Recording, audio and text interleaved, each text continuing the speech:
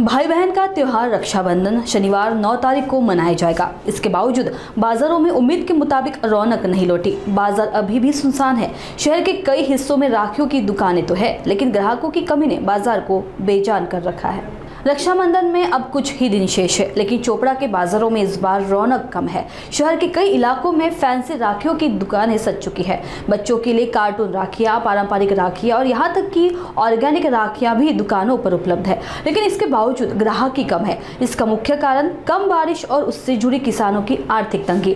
फसलें खराब हो गई है, आमदनी घटी है और यही वजह है कि ग्रामीण इलाकों से आने वाले ग्राहकों की संख्या भी घट गई है। राखी विक्रेता मंदी से परेशान है, लेकिन उन्होंने उम्मीद नहीं छोड़ी। विक्रेता रक्षाबंधन की पूर्व संध्या की भीड़ पर आस लगाए बैठे हुए हैं। पहले जहां एक सप्ताह पहले से बाजार गुलजार हो जाते थे, अब वही भीड़ 2 दिन पहले ही नजर आती है।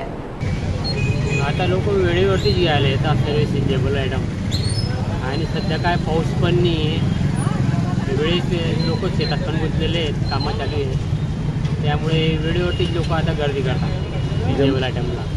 एक दिवस 2 दिवस चालतं ओके सिजनेबल सध्या म्हणजे मार्केटमध्ये मंदीची सावट आहे। हां, पाणी नसल्यामुळे वातावरण थोडं शांतता आहे। अच्छा, आपल्याकडे असं कुठल्या कुठल्या प्रकारचे राख्या उपलब्ध आहे? आपल्याकडे 3 रुपयापासून 25 रुपयापर्यंत राखी, 3 रुपये, 5 रुपये, 1 रुपयावाली पण राखी, फॅन्सी वगैरे सर्व फॅन्सी राखी, फॅन्सी आहे।